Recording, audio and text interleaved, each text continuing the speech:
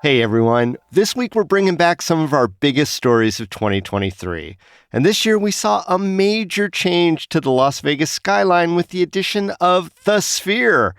There have been some hiccups, poor crowd control, contractor lawsuits, possible C-suite discord, but U2's residency and the postcards from Earth Film were just as spectacular as the view from the outside. And it's official, the Sphere is a hit. The building is an instant landmark on one of the most iconic skylines in the country, and maybe it's even a symbol of our city's big ambitions. Today on CityCast Las Vegas, we're revisiting a conversation I had with photojournalist Michaela Whitmore. They shared tips for where to go and how to photograph the nightly light show. If you got family visiting this holiday season and want to impress from a great vantage point, this one's for you. It's Tuesday, December 26th. I'm David Figler, and here's what Las Vegas is talking about.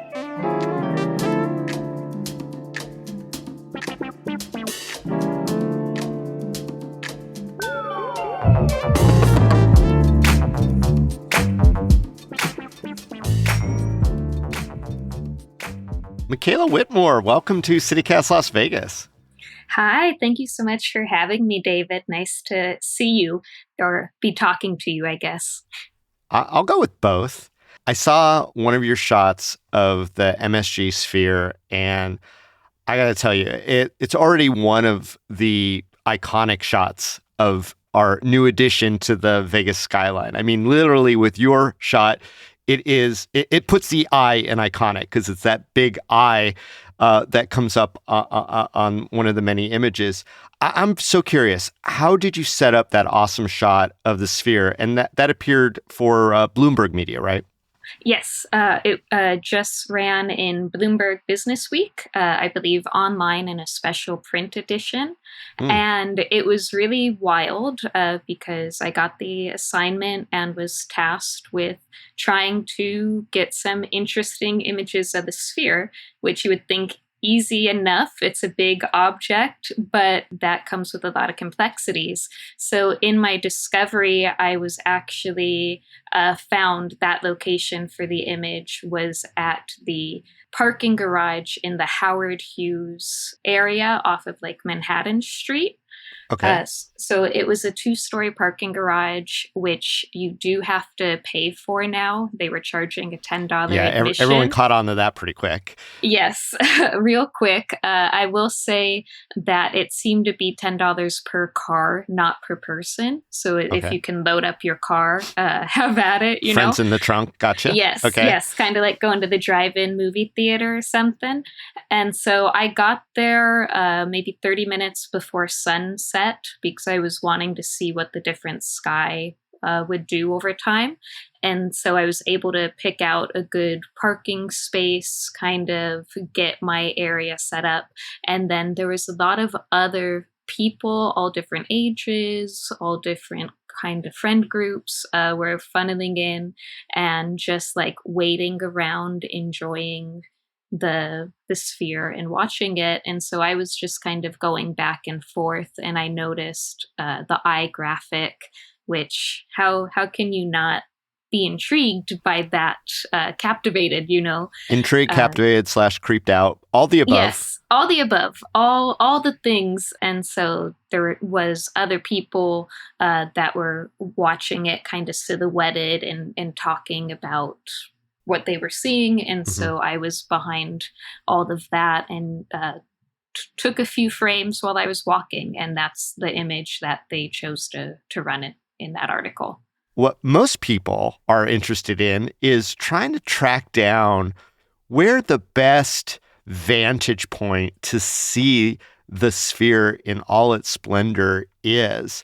And I wonder if, you have some insider tips for, at least, even if not for photography, for viewing the Sphere, different types of vantage points or times a day, or because there's a lot of angles to hit it from. So what do you think? Yeah, I think it really comes down to personal choice and what you're trying to accomplish. But first off, it was interesting again because when I was doing this assignment, it was all discovery. So it was really like feet on the pavement and driving around. And for myself, I really did love the parking garage right off of Howard Hughes and Manhattan Street because, yes, you did have to pay for it. But if you want that direct, like eye level kind of platform, you're looking at it, that was amazing. And if you are going to do that, I recommend bring in a little ice chest, bring some drinks, snacks, stay there a minute, make that $10 worth it, treat it like a drive-in, that was really awesome. If you don't want to pay for it, you can drive to Manhattan Street right in front of it. And if you can find parking, that was free and you get really cool views of it. Another area that I really loved was on the Strip, the pedestrian bridge between the Palazzo and the Wynn. So you're kind of looking towards the east and you see the Sphere. You get the whole like street view. So you see cars running, the skyline, the mountain a little bit. And then there's so much people watching and walking on that bridge that there's a lot of conversation and spectacle and community in observing that object together. So that was really awesome. Oh, that's interesting. Yeah. Mm-hmm. Yeah, like everybody was excited and definitely was lingering on that bridge longer than I've seen, Yeah. And you can get some really interesting photos with people if they consent being in it, or you can even go up to like the glass, or if you have a tripod or monopod, you could raise your camera in the air to be able to get pretty like direct shots at a distance, and have an interesting viewpoint. Those were some of the tops. I would really love to get into like East Vegas and I've been on some of my hikes and different things, like when you get out of the city and you're coming back in and you see the Sphere kind of in the distance, in that haziness with the whole Strip and the mountains. That's also really interesting. So it sounds like you're saying dusk and beyond is a good time. We hear the word the magic hour. I don't know exactly what that means, but I hear a lot of people talking about photographs and trying to hit the magic hour. Is MSG Sphere a magic hour white whale? Yeah, it's a special time. That magic hour typically is around sunset or sunrise. And when it's going into talking about like signs or lighted objects, it's one of the perfect combinations because the way your eye or a camera calibrates as the sky gets darker and it's like holding up a flashlight, or when you look at the lux or any other kind of bright object as it's getting darker and your eye is calibrating, it really helps bring out the sign intensity and beauty and can show off details where if you're photographing earlier in the day, you have a lot of sun or reflections or shadows that might happen. And so, that sometimes even within that magic hour, you get I think it's like a blue 30, which is kind of good. It's this 30 minutes normally right from sunset into where the sun is gone, and you know how the sky goes from being that like periwinkle into that full darkness. Yes. That periwinkle, when you're photographing neon or LED or like signs or the Sphere, wow, boy, is it a magical combination. And so, yes, I really was loving that kind of time because there's a magic and like a softness, a cinema quality that really comes out. And with the Sphere, since it's 360 degrees of lights. Right. And I've actually seen some shots where, thunder strikes are happening in the back of it as well, which just cherry on top, right? Mm-hmm.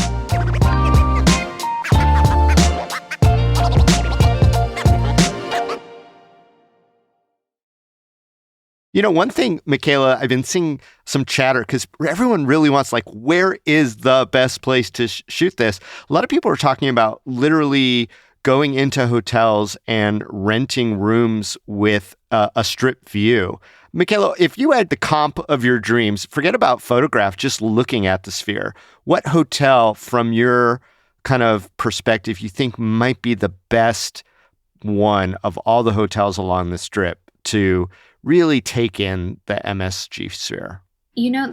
That's a good question. I would still need to do some more research to be very thorough, but I would be interested to see kind of near Aria because I think from the bar they have up there, I believe I've seen a photo like looking out and you can see the sphere and it appears to have like all the strip kind of in front of it too in like the fountains. So if you wanted to see like a wider viewprint, that was something that intrigued me. I would have to verify if that is the official view because I haven't experienced that myself, but thinking that's in alignment, that's one I'd like to see. And also probably Cosmopolitan, I think would be a really interesting viewpoint. Another interesting property might be the Stratosphere. Or it's not, oh my gosh, I'm showing my Las Vegas age. The Strat, I should say. Yeah, to see this MSG sphere from the Strat could be very interesting because the height of the building, I'd be curious. Yeah, I mean, it's technically an observation tower. What better to observe from, right? Yeah, 100%. So, if only I didn't have a fear of heights, maybe I would go check it out. Just kidding. I will go check it out at some point.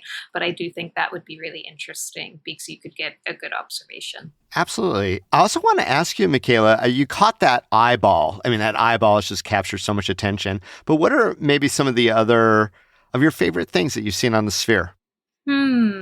Yeah, the eyeball definitely was a standout. And it kind of reminded me of like the Cosmo eyes, how they were doing on top of their building, just where it like stares back at you. And then I really loved they were doing when I was observing a jack-o'-lantern. And that was really trippy because it's like a 360 spinning, kind of very fiery red jack-o'-lantern staring back.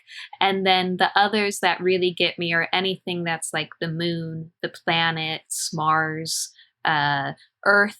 It looks so wild to see against the landscape, or if you're looking at the real moon and then you're seeing the offset of this LED screen. It's really, yeah, those really stuck out. I think it's almost like it makes you not like the moon as much because it's like better and it's closer and it's more detailed and it's like, yeah, I mean, the moon's okay, but the image of the moon on the MSG sphere, now we're talking about something important. Is that? I don't know. I think you're playing with fire there. I still really love the moon. I love. Oh, so the moon's still okay. All right. The moon's going to be all right. All right. The moon still controls my heart and body. But I will say that seeing the actual moon or planets on the sphere really does speak to the irony and the spectacle of Las Vegas and what growing up in this city has brought me to love and appreciate. So there's a special fondness too for the digital moon. But yeah. A place in our heart for bombast always for us Las Vegas kids. I guess maybe let's get a little more esoteric. What do you think the MSG sphere adds to the Vegas skyline? Oh, interesting. I think it's interesting in this day and age because it definitely is like a modern day monolith, or I think about it being kind of like a mirage or some of those like tropes of Las Vegas history. And so seeing it within the skyline, again, I think really speaks to the humor, the spectacle, the over the topness of Las Vegas and the technological feats that have gone into the technology of learning how to build it and get the imagery to be produced within it, I think is all really interesting. Now, having a giant lighted object of that size within our skyline forever changes us as a city.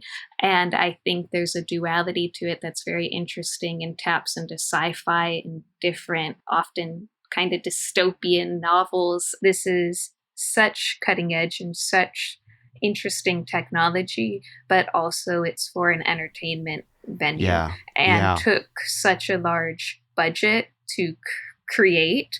And I am curious to know the considerations that went into the light pollution or the migratory paths for different birds or animals, or just even the residents around that live there in the different apartment complexes. Just kind of what all of that over time is going to look like too, you know? Michaela, it's like you have looked into my soul, because that is where I am in that duality. And I come out net not sure that I like it. I mean, Mm-hmm. of course, I appreciate the technology and the marvel and the crisp imagery, which often transcends the screensaver, right? Because Mm-hmm. some of the images on there are very like hyper intense versions of what are essentially screensavers, and we've Yes. seen this in lots of other technology. It just keeps growing, growing, growing. But all those other concerns, which I call holistic concerns, right,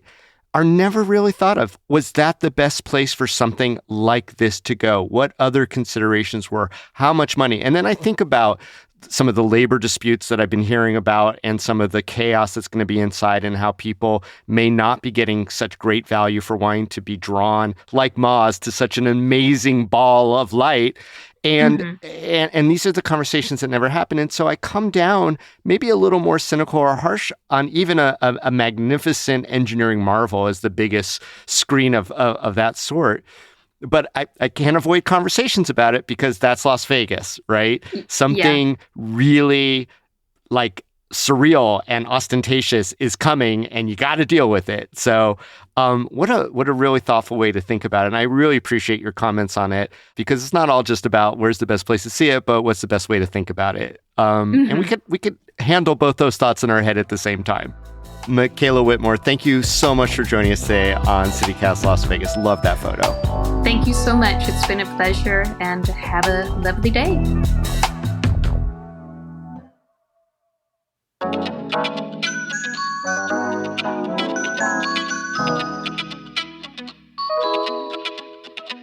That's all for today here on CityCast Las Vegas. If you have some downtime this holiday season, why don't you take some of that time to leave a review and support our show? We'll be back tomorrow morning with more of our recap of the biggest stories from the year. Happy holidays.